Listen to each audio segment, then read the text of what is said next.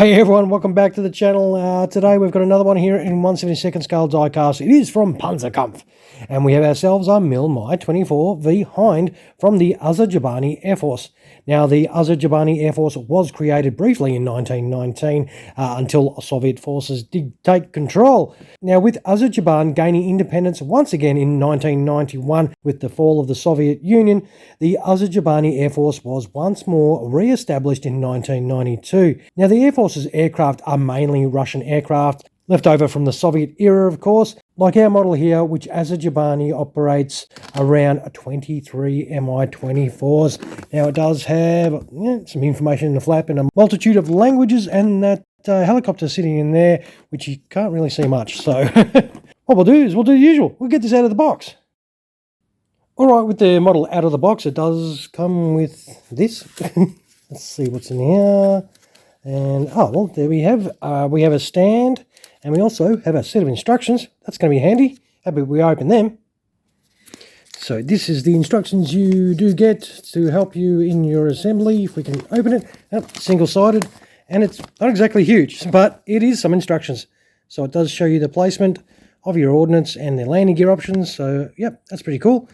And of course, this is the stand that you do get all assembled, and it does have a nice little template on there, which is very nice as well. It's a nice little touch, and that is easy to assemble.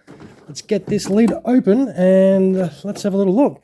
So obviously we do have all the rotor blades here, which is pretty fancy with all this foam protecting it. And we've got a little baggie in here, which does have all your ordnance, of course, which we will have fun putting on this helicopter. And of course, this really nice looking helicopter sitting in here, it is extremely well protected, so that is very good. Let's see if we can get some of this foam to come off. Might be too protected. Wow. Oh, man, that looks awesome. Let's see if we can get this to come off without wrecking it. You do have to be very, very careful. All right, we'll just move this out of the way before we make this into a proper helicopter and have a look at this straight out of the box. Wow, that has got a lot of detail. Check out that. How cool does that look? And yes, that is why I did buy this. I cannot resist a shark's mouth on an aircraft. I'll tell you what, this does look awesome though. Man, this looks absolutely fantastic. Yeah, that's pretty cool. It does turn, but it is a little bit stiff. It's not going to spin easy, as you can see. These do open, of course, but I won't pick at that at the moment. It does have some nice crew figures in there, which does look pretty cool. Underneath, it's got some great detail under there. Yeah, very cool. All right, what we'll do is we will chuck some rotor blades and some ordnance and some landing gear and set this up for in-flight. All right, here we have the assembled Hind in flight. This gun does have a little bit of movement, of course, if you want to move it around, if you like playing with things. The rotor blade fitment, though, that was a handful to play with as well, because just putting them on straight out of the box, they wouldn't fit.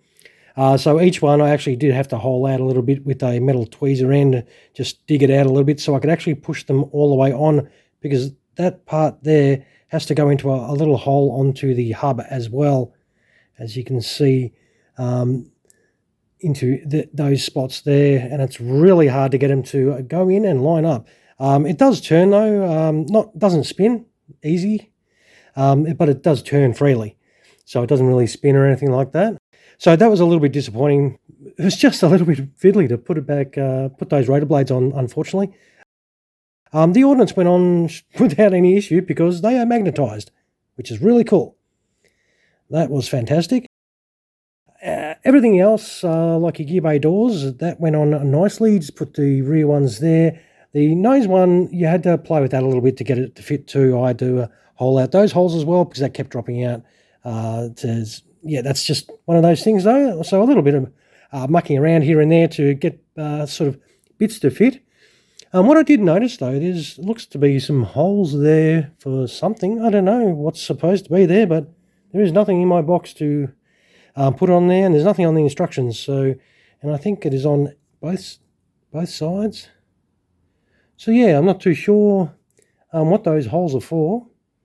But of course, you to put on the stand, very straightforward. There is just that stand hole there, and you just whack it in your stand hole, and that is your cool looking Hind in flight.